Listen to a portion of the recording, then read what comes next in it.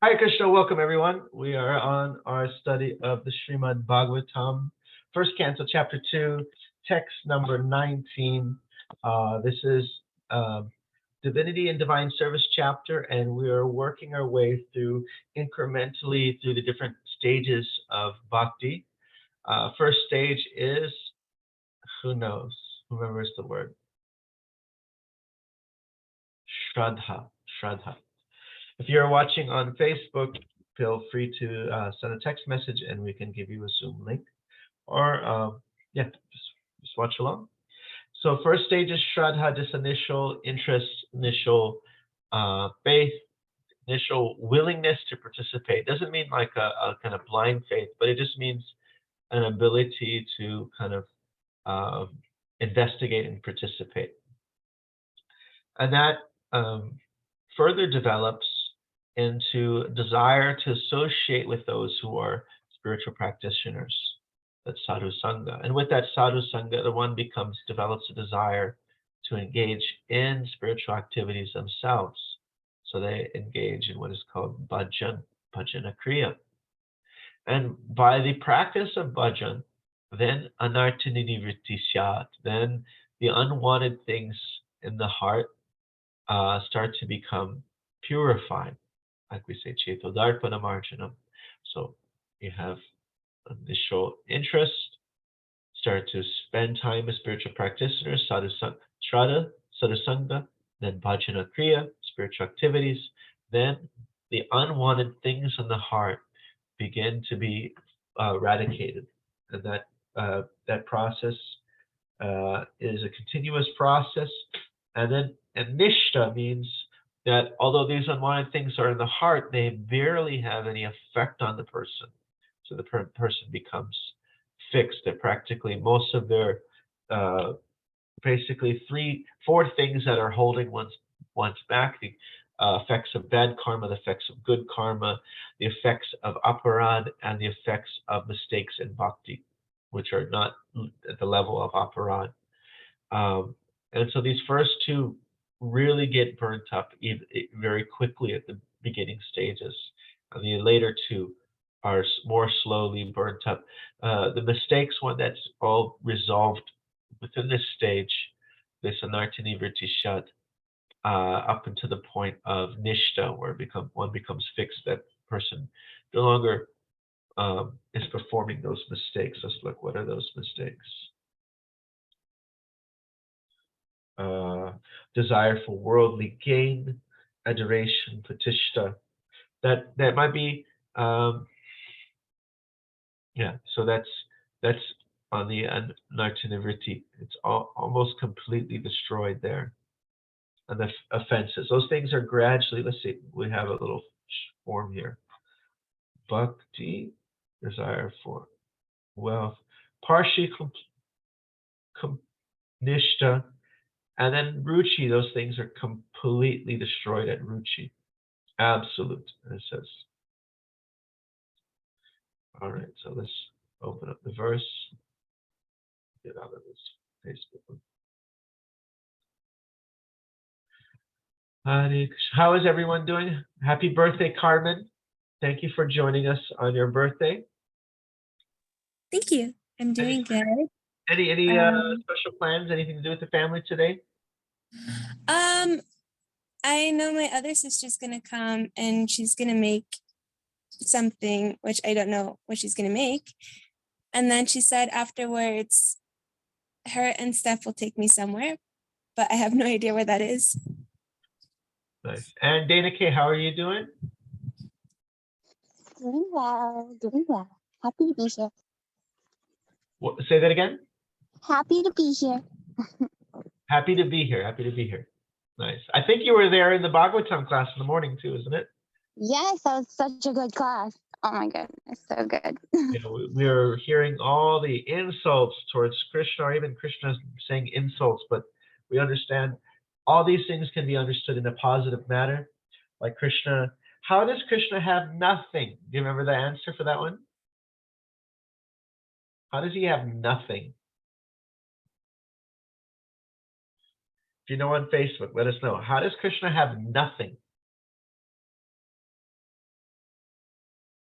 So if I were to fly to Chicago, I would take with me my t-shirt, my socks, my pants, my underwear, in the backpack. I might have my toothbrush, toothpaste, floss, tongue scraper, deodorant. I have all this luggage, these things, they're not me. They're things that I add on to myself that I'm holding on, and I take it with me. Now Krishna, everything in this world is actually within him. So in that sense, Krishna can be said to have nothing. And another one who said Indra called him agyam, meaning he's ignorant. He said, well, there's nothing beyond him to know. He knows fully, and so there's nothing beyond for him to know. He's fully conscious. Satchit Ananda. So if we're listening to all these insults and how they're actually by the influence of Goddess Saraswati, they're actually all hidden praises. So here, let's share the screen.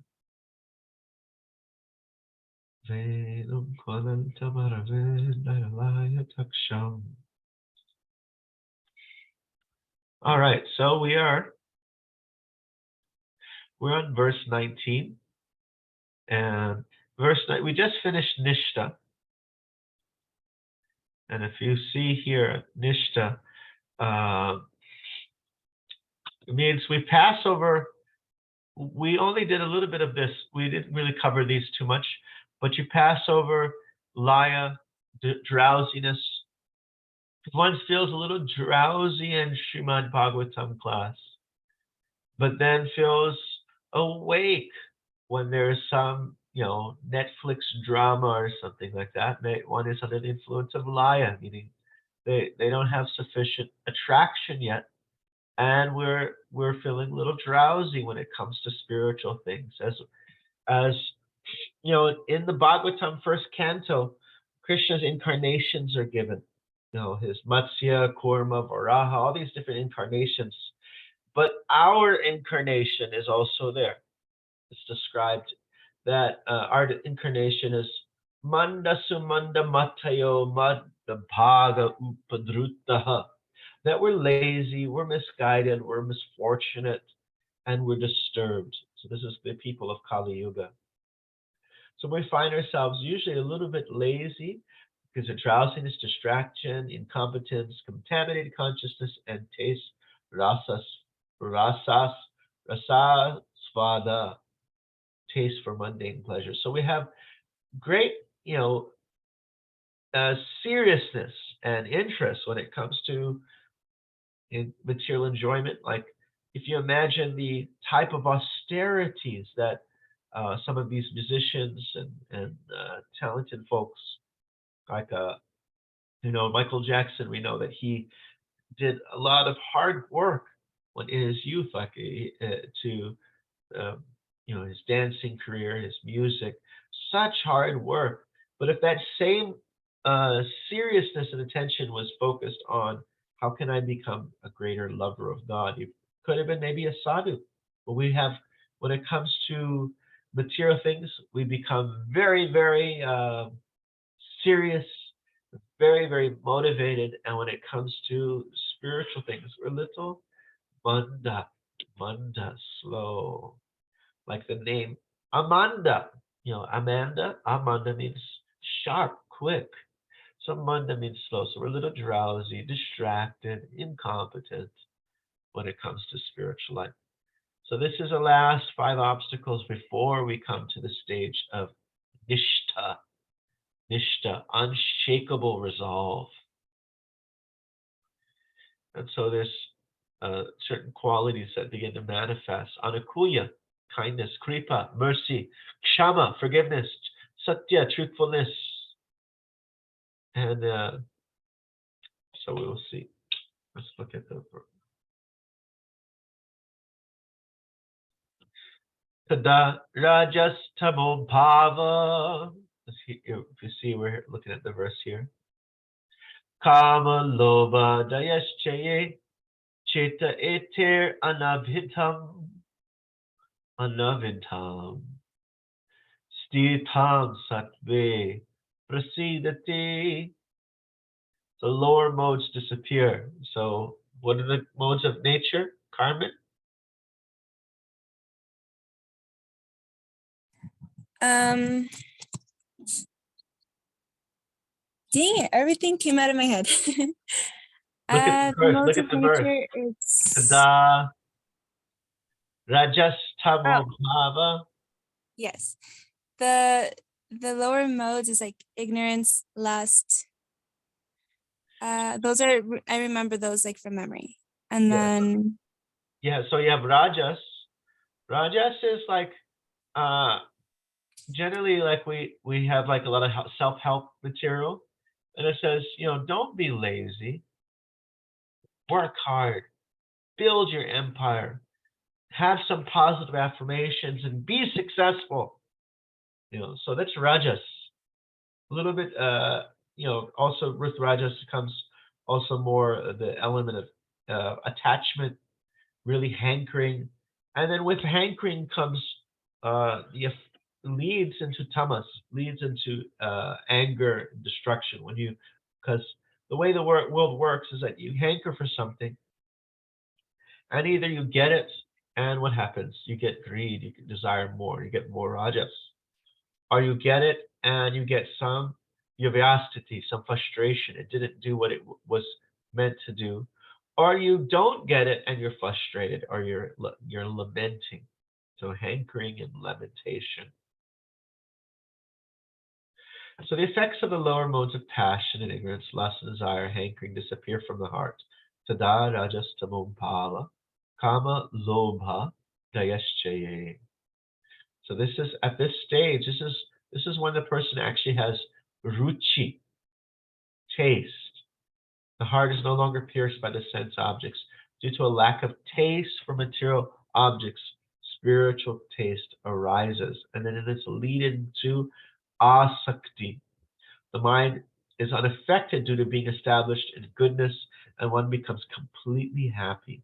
Cheta eter anavidham stitam sattve prasidati. Asakti, firm attachment. Stitam, asaktam, are firmly attached. Let's look. You can see the verse. Tada rajas tamo bhava. Bhava is like this verb to be, become, is. So tada, so the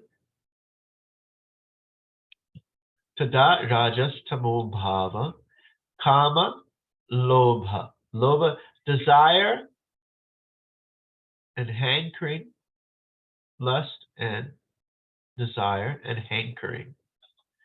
Dayaschaya, adaya, and the others means like all these different material, lust, anger, greed, dayaschaya, whatever they are. Cheta, cheto dharpanamarjanam. You know, this word cheta means consciousness, like chaitanya, chaitya guru, the guru within the chaita, in the heart. So cheta is the consciousness, the mind. Chitta, chitohar, manohar. So mana or cheta is like the mind or the heart. Cheta eter, by these, anavidham, without being affected. Stitam, standing, fixed. Sattve prasidati. So it becomes fully fixed in sattva, in goodness. Okay, translation.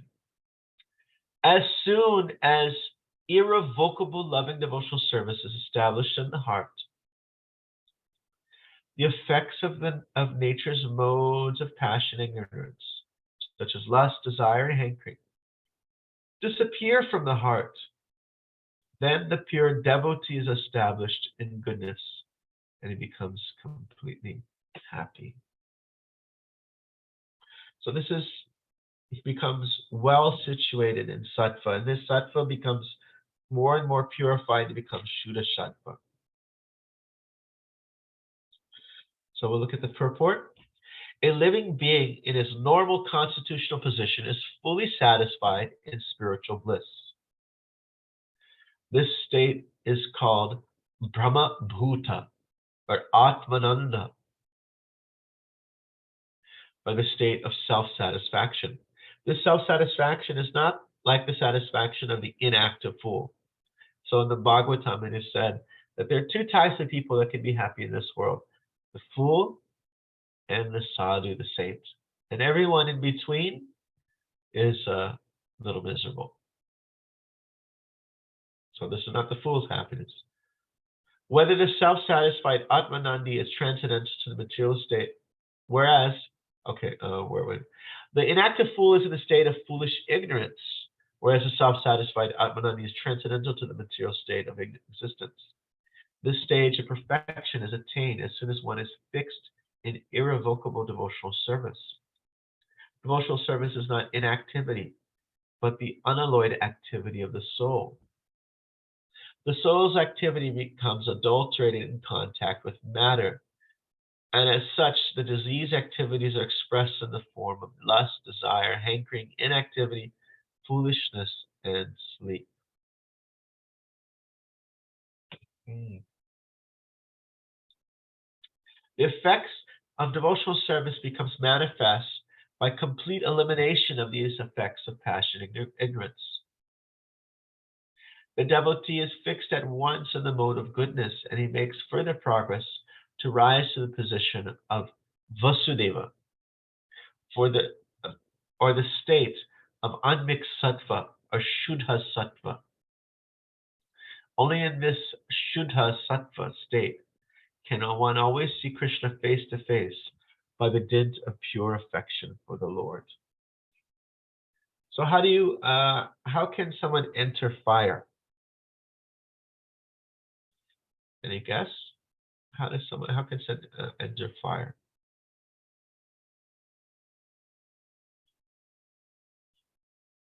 You have to become fire. You have to become one with the fire. Yeah. If you're not pure fire, if your body has any other elements, then those elements are going to be burnt away. So real devotional service really takes place on the liberated platform. You have to become fully spiritualized to connect with Krishna.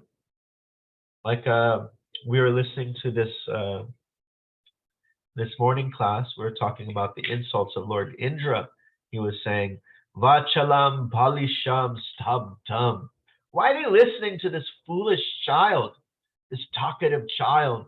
He's Pandita Manina. He thinks he's himself so smart, telling everybody to give up the Vedic rituals and just worship a inanimate object, this mountain. Krishna was purposely trying to upset Indra, and he was doing a very good job at it. Indra had become falsely puffed up, and Krishna, caring for his devotee, wanted to see this purification and transformation in the heart of Indra. And so, similarly, we heard the negative speech of Krishna speaking to Rukmini, and he was saying, "Oh, why did you marry me? I'm kind of an unknown character. I don't really have anything. People don't even know what varna I'm in." And people who are compatible with each other, they should be married. Not it's between equals. Those who are really compatible with each other. Those who aren't compatible, that's not a very good match. And so she replied, responding to everything that Krishna said was true. Krishna doesn't have anything. Or even Krishna said, I was like a coward. I left everything. I went to I built a house, a kingdom, a city, Dwarka, on the ocean out of fear. So maybe you should find somebody else who's who's not bereft of good qualities. Guna hina. She's saying, no, you're Gunalaya. You're the ocean of good qualities. Because you fear that the rulers, the true rulers of the world, the modes of passion and ignorance, the gunas, and the mode of goodness, you fear the effect that they will have on your devotees, you enter the ocean of their hearts to become their protector and their object of worship. And then also she said that, yes, only those who are compatible, who are also transcendental like you, can actually really have your association. So here the last sentence says, only in this Shuddha Sattva state can one see Krishna face to face by dint of pure affection for the Lord. Last paragraph says, a devotee is always in the mode of unalloyed goodness, therefore he harms no one. But the non-devotee, however educated he may be, is always harmful. So even if a person is so-called non-violent, but they may even speak in a way that furthers a person's ignorance. And how do we suffer in this world? Due to ignorance. And so if we are impelling people towards suffering, then we're actually not behaving in a non-violent way. Our speech is not non-violent speech, even if it sounds very gentle. We're not actually giving them. We're giving them further impetus to enjoy suffering versus giving them the instrument by which suffering can be fully eradicated. A devotee is neither foolish nor passionate, so he's not in a tamagun or rajagun. The harmful, foolish, and passionate cannot be devotees of the Lord. However, they may advertise themselves as devotees by outward dress. A devotee is always qualified with all the good qualities of God. Quantitatively, such qualifications may be different, but qualitatively, both the Lord and his devotee are one and the same. So the Lord and his devotee are, as like Jesus Christ said, I and the Father are one. So there's a oneness of quality, a oneness of mission, oneness of mood that is there. Of course, when Jesus was glorified, he would say, no, only thy Father in heaven is great. And he wouldn't speak in the sense of the Lord like, universes come out of my pores, and they, at the time of dissolution, they merge back into my body. I am the Father of all creatures. He didn't speak in that kind of a manner of the Supreme Purusha. Okay, so there's a little bit more. Let's read some more of the commentary of Vishnu Chakravarti Thakur and Jiva Goswami. The mind is, so the translation, the mind becomes affected by lust, greed, anger, hatred, and illusion. Lust, greed, anger, hatred, and illusion, which arises from rajas and tamas, these are various qualities. So rajas is going to be lust, greed, a little bit of anger. Tamas is going to be more hatred and illusion and anger. Then the mind becomes fixed in the form of the Lord at the stage of asakti. It becomes satisfied. This is a commentary by Vishnu Chakravarti Thakur. The mind is not transformed anavidham by the agitations of lust, greed, and other qualities such as anger, illusion, and hatred, which arise from bhava, rajas, and tamas. This means by the lack of taste for material objects, the state of ruchi, the appearance of relishing, of hearing and chanting, and other processes arises. In the previous state, the mind was pierced by the sharp arrows of lust and greed. How could the mind be satisfied in such a state? How could the mind attain real taste for chanting in that state? A person afflicted by pain cannot relish food. After this, the mind becomes fixed in Shuddha Sattva, deity of the Lord. This is the stage of asakti. Okay, and what does Jiva Goswami have to say? His short thing. He quotes from the 11th canto. Translation is, he whose remembrance is not lured by dominion over the three worlds, who does not move for half of a second from the Lord's lotus feet, which are sought by the devatas, who also meditate on the Lord, is the best of devotees. So this is why Krishna was critiquing Arjuna. Arjuna was his argument sounded very clever, but there is a selfish element to it. And he says, you're speaking like a wise man, but a wise person doesn't speak like this. So, Trivinyamam Soma Paputa Papa, what is the verse? I think it's Bhagavad Gita 2:8. 1 second. Bhagavad Gita 2:8, I think it is.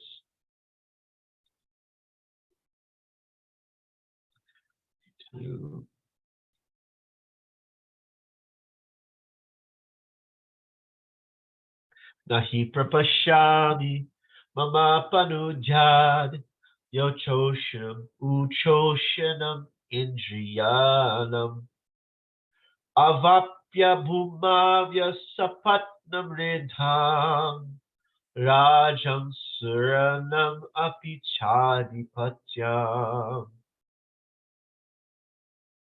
I can find no means to drive away this grief, which is drying up my senses.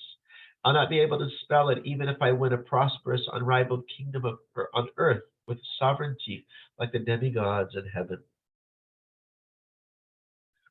So he had so many arguments, but his arguments were actually not putting him in a confident position. He was not satisfied. And he was saying, if I'm not satisfied, and even if I do get the material things, I will not be satisfied. And so Krishna was answering, how can you act in such a way that there will be not only clarity, but satisfaction? So this is a person who is not lured by dominion over the three worlds. Here, Arjuna says, Rajam Suranam. Even if I get a kingdom like the demigods, with the Adipatyam, complete supremacy, without a Sapatnam, without any enemy, without a rival, I will not be satisfied. And Krishna is saying, well, actually, this is not why we're practicing Dharma, is those things will never satisfy us.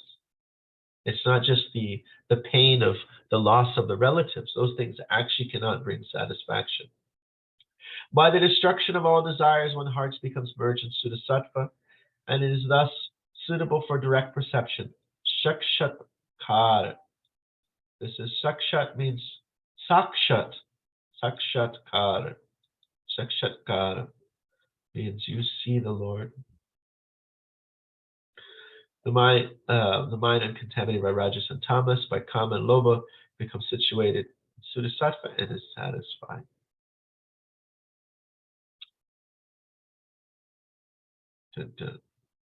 So we have this Sakshadharit Vena Nasamasta Sastir. So Sakshad means directly. Okay, and we have here Bhurijan Prabhu's study guide. We'll just look at this real quick. So this is referring to the previous verse, and it's leading up to this verse. What was the previous verse? The previous verse was Nashta Prayeshu Abhadreshu Nityam Bhagavata Sevaya. That's the previous verse. Nashta Prayeshu Abhadreshu. That by this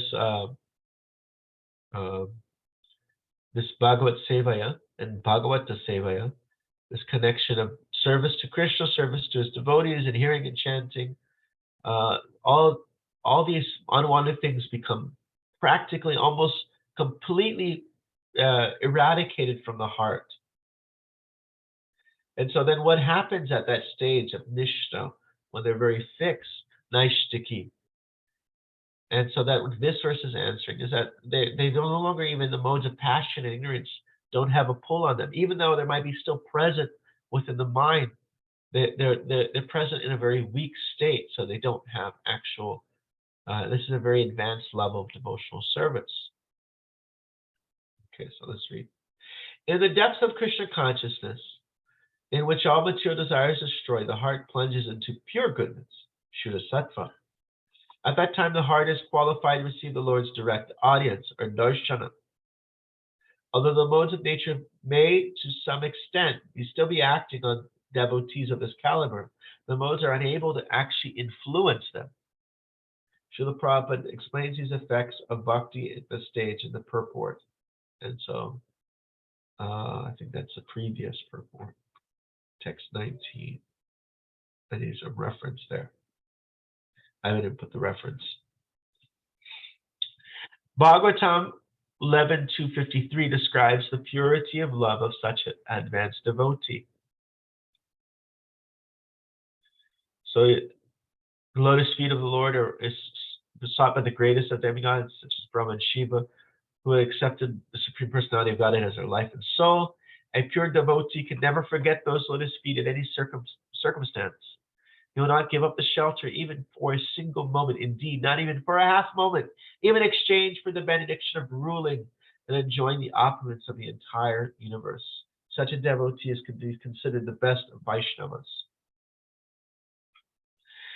Text 19 indicates it's difficult to advance under the grip of passion ignorance. From passion comes distraction, vikshepa, and from ignorance comes laya, sleepiness. Adaya means more negative qualities such as anger, greed, envy, and illusion. Srila Vishwanath Chakravarti Thakur notes that text 16 indicates two stages of the progression of ruchi and asakti. Oh yeah, text 19, sorry. So yeah, he referred to Prabhupada's purport here. So here we're going to hear ruchi, taste, he defines as a heart not pierced by the sense objects by saying he develops a distaste, aruchaya, for sense objects. And thus one arrives at an actual spiritual taste. So this is, the mind is actually, do you remember this in Bhagavad Gita? What is your greatest friend or greatest enemy? Who knows this one? Who's your greatest friend or greatest enemy? The mind, yes. So it's like the steering wheel. Is the steering wheel your friend? Is the steering wheel your enemy? If it's your friend, then okay, let me just let it do whatever it wants. Let me just go at it as no. The steering wheel is only your friend when it's under your control, under your grip. So the mind is your friend when it is a good employee. It's under your direction. And the mind is your enemy when it has when it is unbridled. It's not controlled. So the steering wheel, you can be in San Francisco going down one of those hills, and the steering wheel will definitely be your enemy if you let go of it. It will just go all over the place and be a very dangerous situation. So Udaret Atmanatmanam Atmanams Avasadet Atmaiva Atmanor Bandur Atmaiva Ripur Atmanaha. So Bandur or Ripur for a friend or enemy. Atmashatruvat. So this is the mind is the enemy or the mind is the friend. So here we're talking about how the mind is a friend. The mind is just, what's the functionings of the mind? I like this, I don't like this. So when the mind is directed towards Krishna, the mind actually has an attachment, a ruchi, a taste for Krishna, then that means the mind will work to reject those things that are not spiritual, that are not connected in the service of Krishna. And the mind will looking to accept those things which are related to Krishna and his service. To share screen.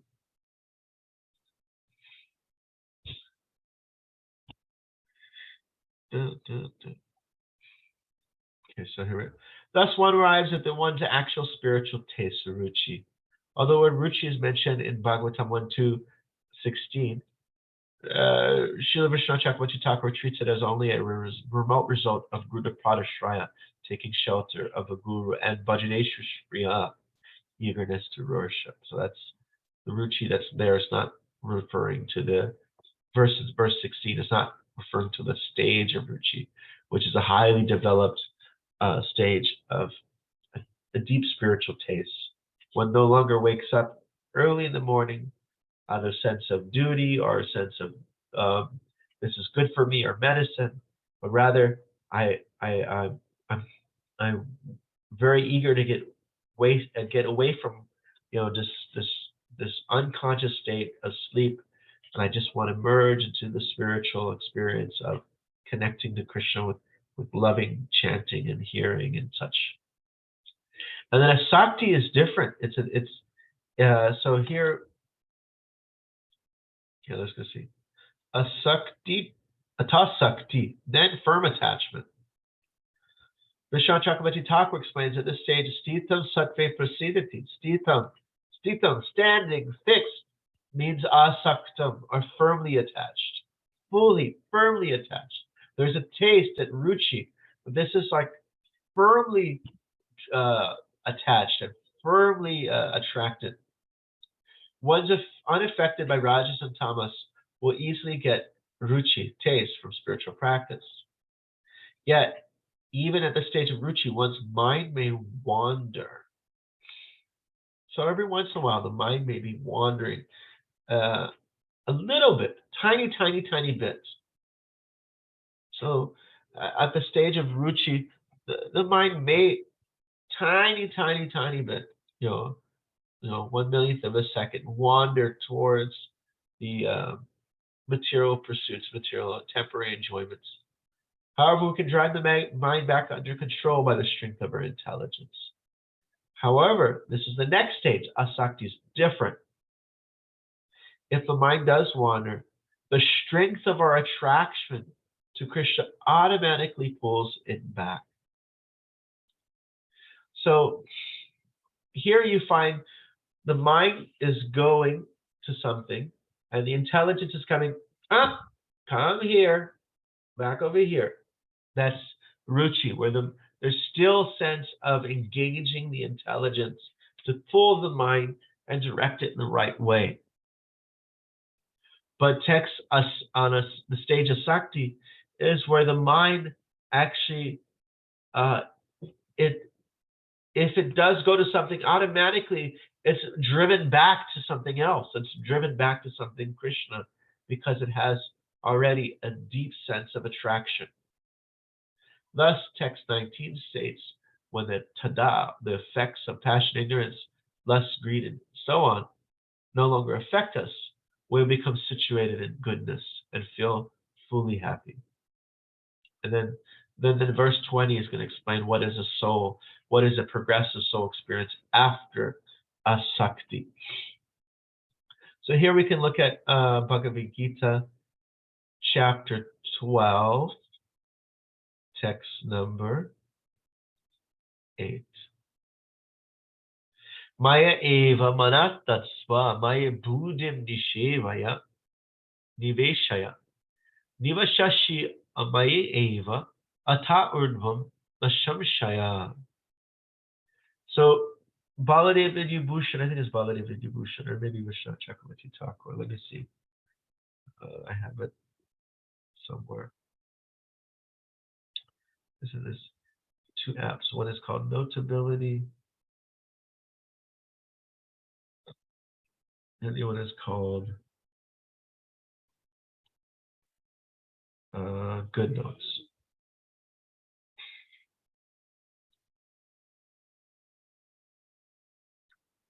Okay. Baladev, here, this is types of bhakti. Hold on, this is some notes here. This is first one's from Vishwanath Chakravarti Thakur. And so he's describing these famous verses of progression that are there in Bhagavad Gita, chapter 12, text 8 through 12. And this is analysis from different acharyas. So text 8, he's saying, concentrate your mind on me with intelligence. And the result is you get to me. If you can't do 8 steadily, then you practice a method of repetition, abhyas, steadiness of that. The result is that you get the treasure of meditation upon Krishna. If you can't do that, then verse 10 then if you can't get your mind on Krishna, then you engage your body in Krishna's service, hearing, chanting, bowing, puja. This is if you can't automatically just have an instant deep attachment. And if you can't perform that, then you'll obtain perfection, even if you can't even focus on me with remembrance, and you'll become a devotee in prema. Now, if you can't do bhakti, and that if you can't do anything bhakti, then in verse 11, he says then to do karma yoga instead. And so he divides verse 8 in two levels: smarana atmika and manana atmika. So smarana means it's called dhyana, or a meditation. And manana means that it's a jnanam, or it's reflective, it's engaging the intelligence. So smarana is like that stage where, like here he's saying, the mind just automatically, just like the rivers go into the ocean, it automatically is flowing in that way. Where the other one is where the intelligence is directing, And abhyas is where the intelligence is directing, but it's as a repetitive practice that is going on. And then verse 10 is, so those first one are kind of, they're engaging your internal senses. And then verse 10 is your external senses. And best if you can do both, but if not, you can just even do just 10. These are high stages of devotional service. So mana adatsva. So the mind, then the intelligence, mana, and then buddhi. So this is like asakti is the mana, and ruchi is buddhi, the intelligence. Meaning that at that stage, so at this stage, the intelligence is engaging.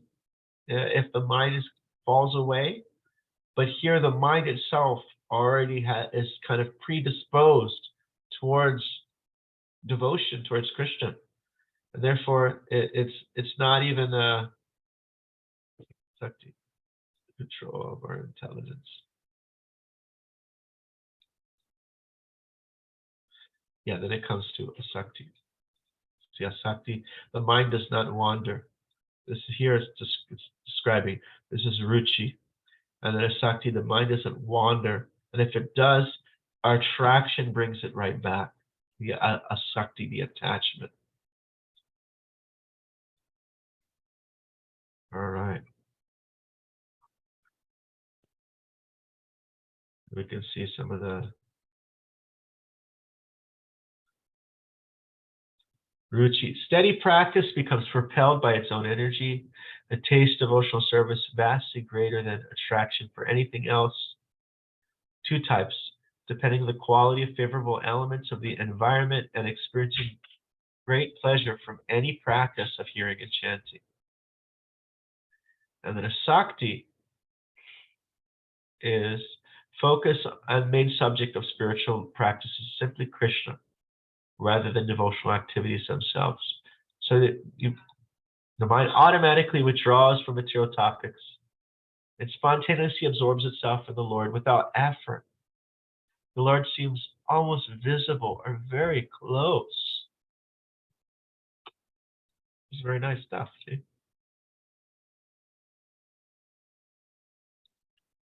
So any questions, comments, reflections?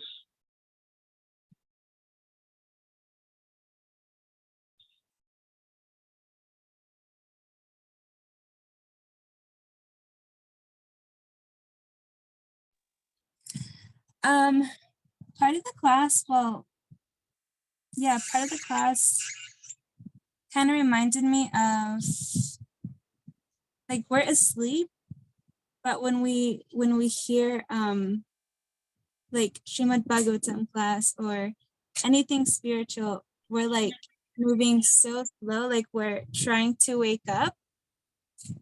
But then when you said that, when we hear like some Netflix drama, we're like, oh, what happened? And then we like go back into like this dreamlike state. Yeah. Or some So- juicy gossip. Some juicy gossip. What? Yes. Who said? Did you hear what happened? Did you hear? Whoa, whoa, whoa. You're in the Bhagavatam class. Like, there was a devotee who was distributing books, and they're in the airport, and this person says, I can't take your book. I have a real problem with insomnia, and therefore I'll just read all night. Therefore I can't purchase this book. And the devotee said, we have a class every morning on this book, and there's like 40 of us monks, and as soon as we open the book, almost all of them fall asleep. And so he convinced the guy to buy the book, or I think the lady or the guy, I don't know if it was a lady or a guy. So he convinced them to get the book, and then later on, they found the person, like, they were like with the book in their hand, and they're like asleep in the airport with their book in their hand, totally passed out. And then they woke up and they said they missed their flight. Oh, wow. So yes, our mind is it's very much geared towards the non-spiritual enjoyment. Spiritual enjoyment, we don't really have such a. It's like a jaundice. We don't have a taste for it, like the disease jaundice. Something that is actually very sweet will taste very bitter, but the sugar candy that can be given as medicine can be given regularly to the point where the natural sweetness of the sugars can slowly be tasted. So similarly, by interfacing with Krishna conscious literature and Lord's Kirtan and Japa, one slowly can say, oh, this is actually nice. Doesn't just sound nice on paper, this is actually relishable. That's a nice analogy. Yes, that's Rupa Goswami's analogy in Nectar of Instruction. The Krishneti Shat Charit, no, what is the verse? Krishneti Shat Giritam Manasa Jita Dikshasta, that's not the verse. What is the verse? Let's go see. Ish Nectar of Instruction. Oh, here it is. Yes. Syat Krishna Nama Charitani Satapya Vidya Vitopatapta Rasanasya Nat Rochikanu Kintwa Adarat Anudinam Kalusaiva Dushta Swadvikramad Bhavati Tad Gud Gadamula Hantri. So Krishna Nama it's like sita, it's like sugar candy. But we have pitapatapta. We have this kind of a disease of the stomach, and it's a disease of ignorance, avidya. And so rasanasya, the tongue, cannot enjoy that is palatable. But if we take this medicine every day, naturally, kalu, naturally the actual sweet taste, the disease becomes treated at its root, and the sweet character and taste of Krishna's name can be gradually appreciated. All right.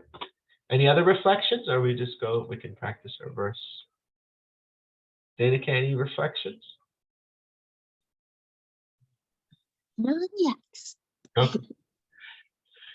Tada rajastamo bhava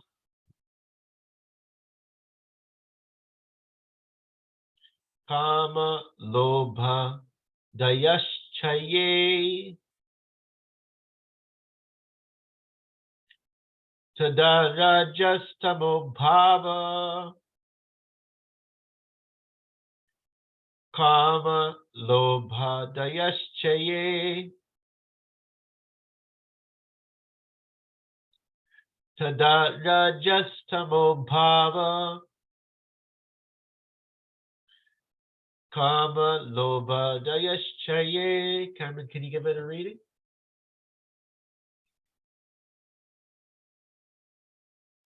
Oh, who?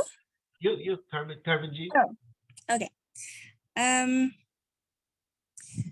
Tadasrajastamo bhava kama lobhadyaschaye. So it's Kama Lobha. Lobha Kama lobha. Dayaschaye. Dayash. Kama lobha. Oh, again. Kama Lobha Kama lobha Dayaschaye. dayaschaye. Tadarajastamo Bhava Tadarajastamo bhava Kama Lobha Dayaschaye. kama lobhadyaschaye. Kama Lobha Dayaschaye. Kama lobhadyaschaye. Dayaschaye. Um, Dayaschaye. dayaschaye. Dayaschaye. Dayaschaye. Dayaschaye. Dayaschaye. Dayaschaye. Dayaschaye. Kama Lobha Dayaschaye. Kama hold on. Okay. Kama lobhadyaschaye. Okay, I think this. I just remember this. This word anavidham. I think that's also in the Ishopanishad. Let's see. This is here. It says unaffected. Avidha. Let's see. Anavidham contains. Let's see if it comes up. Anavidha.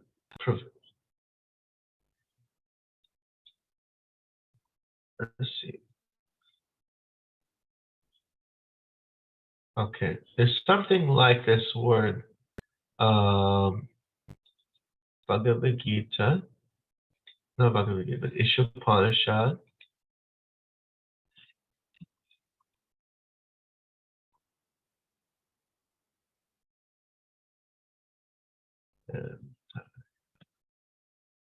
What is it?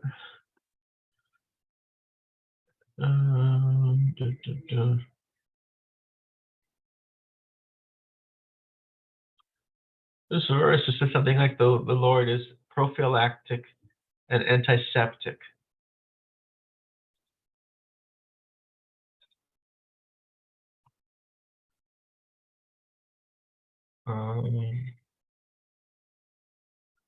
Right here, I think. Unembodied. Pure might be here. Shuddham. Shuddham. Antiseptic. Ashnaviram, without veins. Apavidham. Apavidham. Apapavidham. Prophylactic. Krishna is prophylactic and antiseptic. You know, very medicinal terms there. So avidham, anavidham. This is prophylactic here, you see. Anavidham, vidham, avidham here. Vidham.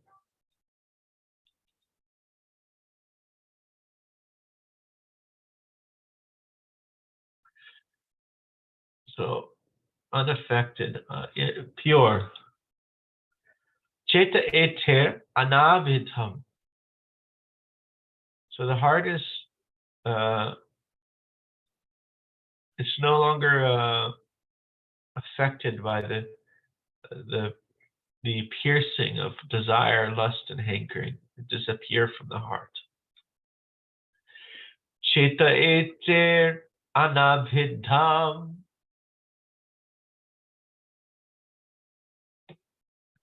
Sthitam sattve prasidati. And when you end with the E, you see this word sattve. usually words that end with the E are called locative, location, upon. So like if I say I live in Brooklyn City, I say Brooklyn Nagare. Nagara is a city, but Nagare means in that city. So Sattve means in Sattva, situated in Sattva. One who is situated in Sattva becomes prasidati, very satisfied, fully satisfied. Cheta ete anavidham stitham sattve prasidati. So can you give us a reading, Carmenji? The second part? The whole thing. Oh, okay. Tadas rajas tamobhava kamalopadas. Wait. Okay. Kamalopadas. Dayaschaye. Dayaschaye. Dayaschaye. Now say this one 6 times. Dayaschaye. Dayaschaye. Dayaschaye. Dayaschaye. Dayaschaye. Dayaschaye. Dayaschaye. Okay, now try the verse again. Okay. From the beginning? Yeah. Tada rajas tamobhava kamalopadayaschaya. And then is it like a cha sound or is it Cheta? Chaitanya. Cheta. Chaitanya? Okay. Cheta eter. Cheta etir anavidam stitam Sattve prasidati. Very nice. One more time. Tada rajas tamobhava kamalopadayaschaya. Cheta etir anavidam stitam sattve prasidati. Very nice. And then we'll have Dana K. We'll next time we'll cover some more of these topics that are there, that are leading, as we're going up. Okay. Okay, so Dana K, can you give us a reading? Oh boy. Okay. Tadaratas tamobhava kamalopadayaschaya. Cheta etir anavidham sitam sattve prasidati. Very nice, very nice. Try. One more time. What was that? Yeah, that was done very good. Yeah, keep it do another time. Tada rajas tamobhava kamalopadayaschaya. Chaye. Chaye. Okay. Cheta etir anavidham sitam sattve prasidati. Very nice, very nice. All right. Well, thank you very much, guys. Om Tat Sat. Thanks a lot. Hare Krishna. We'll continue on next week. We'll hear more about these different higher levels of devotional service. We got to know where we are on the map. Make sure we have, taken the proper routes, proper turns, and if we think we're further along the map than we are, then we might take a right when we should be taking a left. So it gives a clear idea of where we are and what steps we need to go. Thank you so much. Bye-bye. Cool. Thank you very much. Om Tat Sat. Thanks a lot. Hare Krishna. Hare Krishna. Have a good birthday, Carmen. Thank you.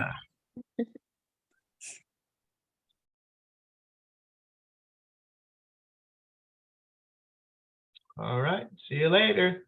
Haribo. Haribo. Have a happy birthday.